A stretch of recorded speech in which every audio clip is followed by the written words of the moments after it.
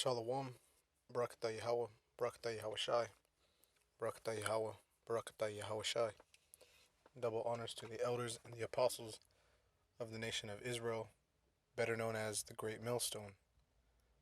Shalom, blessings to the elect, the one third, and the 144,000, and death to two thirds, along with the wicked. Um, I'm gonna do a quick. I'm not sure what to exactly title this, but it's a testimony of someone that we had talked to years ago in the street. They've now passed on, and he looked like he was of the Southern Kingdom. But the story he told, which I'll tell to the best of my ability, um, he looked like I say, he looked like he was Southern Kingdom, but he said that he was a Aborigine. Okay, which would be of the tribe of Japhet or the nation of Japhet. Okay, and well, this is what he said. Um, Being a so-called Aborigine in Australia, his the custom was to go on things called walkabouts, right? And if you look up, what is a walkabout, for those that don't know, um, it's basically where you would, let's see if they, okay, here we go. A walkabout is a rite of passage during which males undergo a journey during adolescence, typically ages 10 to 16, and live in the wilderness for a period as long as 6 months to make the spiritual and traditional transition into manhood. Um, It also says walkabout has come to be referred to as temporary mobility because its original name has been used as a derogatory term in Australian culture, demeaning its spiritual significance. You see, taken away from it. Um, so, this was customary for them to just kind of go on walks like this. Um, and anyway, so he said that his brother had gone on a walkabout and he never returned. And or he said walkabout. I think what he meant was just like a journey. So and I'll explain why I believe that. But he never returned. His brother, he said, never returned, and it wasn't until years later. They never, of course, they never knew what happened to him. So some odd years later, a museum was opened up with a bunch of Aboriginal artifacts and things of that nature. And one of the things they went to go visit, and one of the things that was on display in the museum was items made out of the skin of Aborigines, which wasn't their custom to do. That was Edom, the so-called white man down there, who was poaching them and then using their skin to make things, just like they did with Judah. Um, in America, there are those documented cases where they've made shoes and handbags and things like that out of human leather. And looking at some of these artifacts, they noticed the tribal markings of their relative, of his brother. And so they just kind of broke down and had a moment.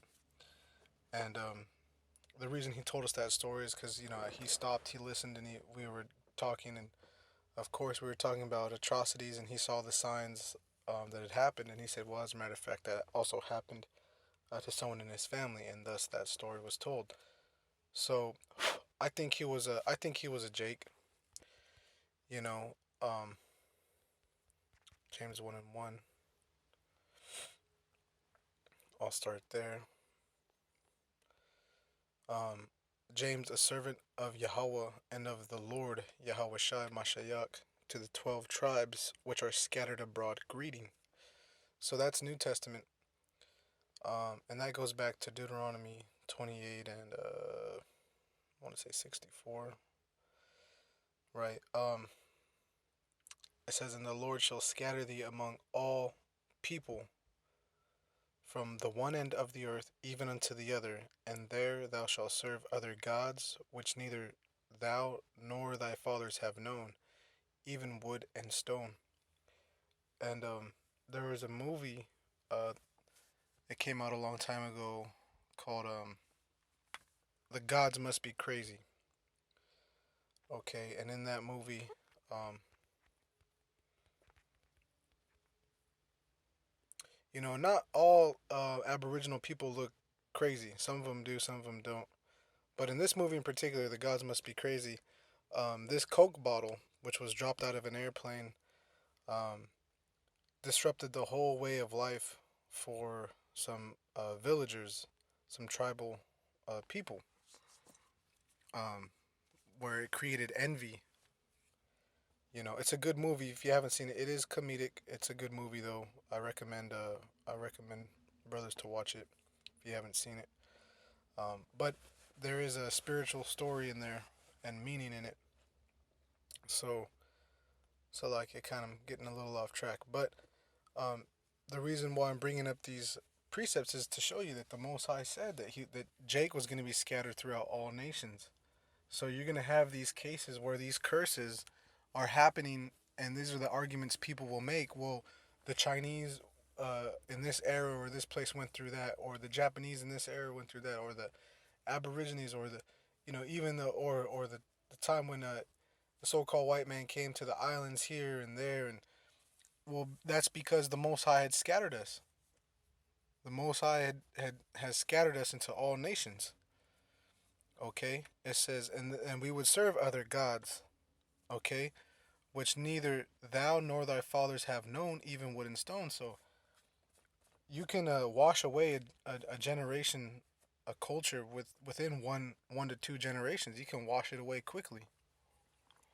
Okay, so you're not going to remember, and what your past really was. That's an easy thing to be taken away from people.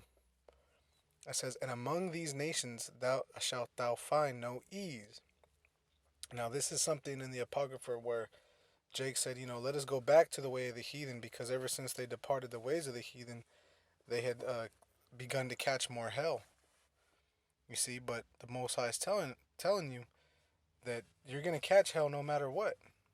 Okay, neither shall the sole of thy foot have rest, but the Lord shall give thee there a trembling heart and failing of eyes and sorrow of mind. You'll never have peace, and thy life shall hang in doubt before thee, and thou shalt fear day and night, and shall have none assurance of thy life. And that's even now.